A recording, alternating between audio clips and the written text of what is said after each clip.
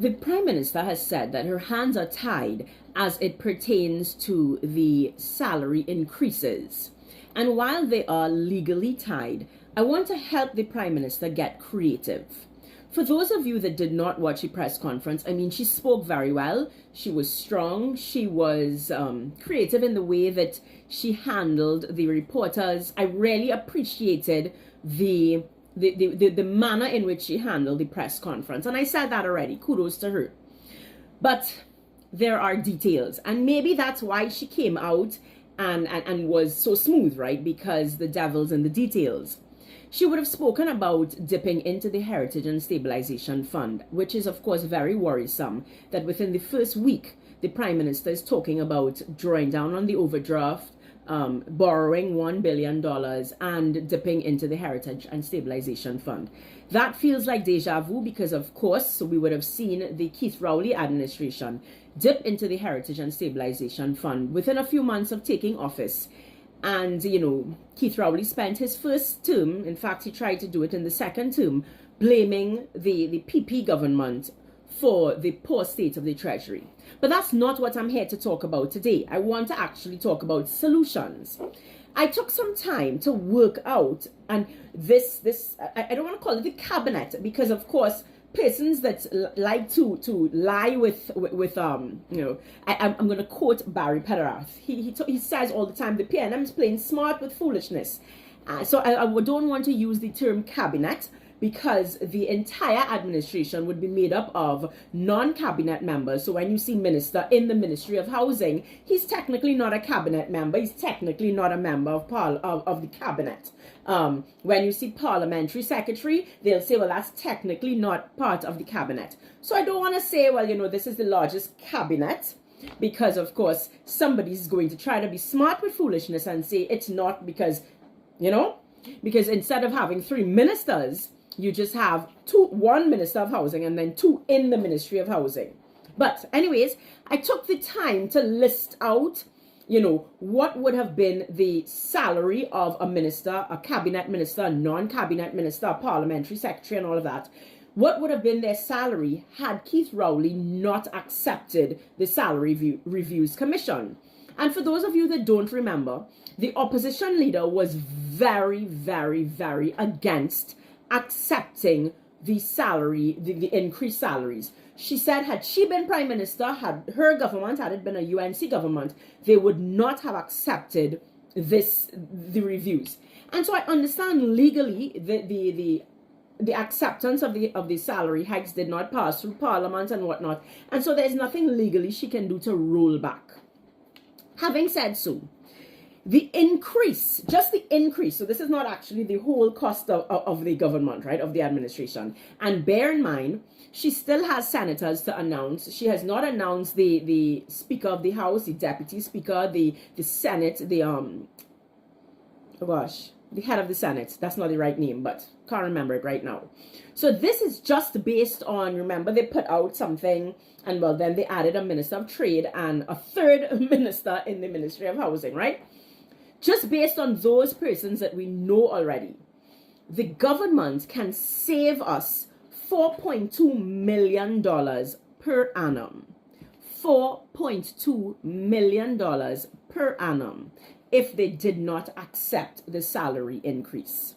All right, so your hands are tied. Let's go with that. But here's how you can be creative. And I'm also going to give you some context. For context sake, Prime Minister, she is also the political leader of the UNC. As the political leader of the UNC, she has set precedents to dip into the salaries of her members. So councillors, senators, MPs, she says to them, listen, a portion of your salary must go into this account.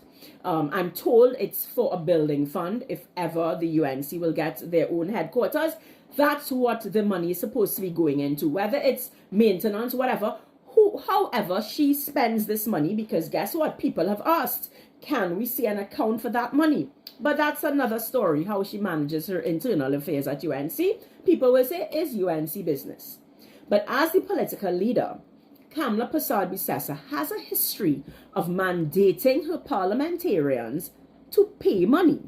In fact, as the Prime Minister in 2010 to 2015, she mandated her then ministers to say, listen, I want a portion of your salary to go into the Children's Life Fund. And so I'm suggesting to the Prime Minister, $4.2 million is not chump change.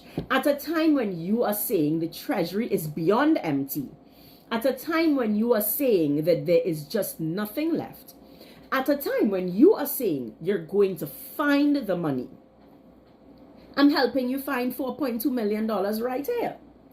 Projects like the laptop programs, projects like, the expansion of the Children's Life Fund, those are commendable projects. They really are commendable projects.